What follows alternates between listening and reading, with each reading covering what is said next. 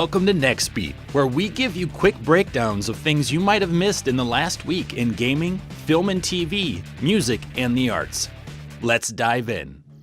I'm Evan, and welcome to NextBeat episode 16 on MindMine. James Gunn's version of the Suicide Squad recently wrapped on filming and will be released in 2021. Now, this will not be a sequel to the 2016 film, but a standalone from the mind of Gunn. The film will not see Jared Leto or Will Smith return, but will see new faces such as Nathan Fillion, Idris Elba, and John Cena. Now, while I enjoyed the original Suicide Squad, yes, I actually enjoyed it, thank you very much, leave it in the comments or not at all. I'm intrigued to see what Gunn brings to the table. Now, usually this is a time for celebration, but for the director, things have actually been pretty tough. James Gunn recently mentioned on Instagram that his father died 2 weeks before he started filming, and his dog died 2 weeks before finishing production. Gunn thanked the entire production team for their compassion and professionalism during this rocky time. Half-Life Alyx, Valve's not Half-Life 3, but it's finally another Half-Life game in VR, is coming out on March 23rd. Just recently, they released 3 videos that provide an in-depth look at setting and gameplay.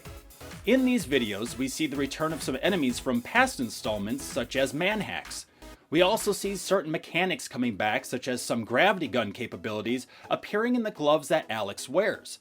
And for those of you that easily get motion sickness, some of the footage even showcases different movement modes that can help against it. You can watch the videos for yourself with the links provided in the description section of this video. Last week, I talked about how the game industry is feeling the impact of the coronavirus. This week, we're learning about how it's now impacting the film industry. Currently, there are several forced release delays and forced delays in filming from major film productions. Films like The Invisible Man and Onward have seen delayed international releases. Mission Impossible 7 had to alter their production process due to the impact of the coronavirus in Venice. This is leading some to believe that the industry could see a $4 billion loss through March. It's no wonder, as China alone has already seen 70,000 theaters closed due to the outbreak. Hong Kong movie attendance was down 81% recently in comparison to last year, and Singapore was down 64%. And in Korea, the Korean Film Council stated that their box office market, the 5th largest in the world, has also seen a sharp decline. Now, this is an even bigger hit as the film industry saw a record last year in international markets, with $31.1 billion made at the box office. Many of us have had that friend that asked for a loan only for them to never pay it back. But what if that loan was $3.5 million?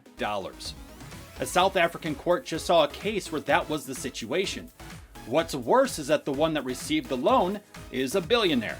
Martin Levick, the aforementioned billionaire, was accused of tricking an investor into lending him the money to buy a work by Banksy. Yeah, Banksy. You know, the artist known for work that speaks out against things like extreme capitalism.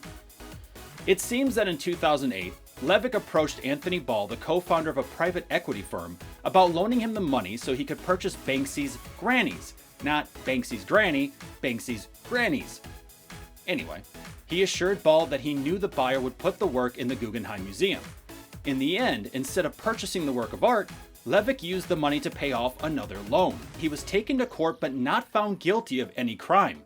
As quoted by the Arts newspaper, according to the National Prosecuting Authority, the investigation was dropped due to a lack of jurisdiction as the transaction had not taken place on South African soil.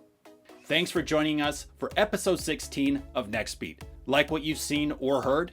Make sure to subscribe and click the notification icon to be updated whenever a new episode gets released here at MindMine.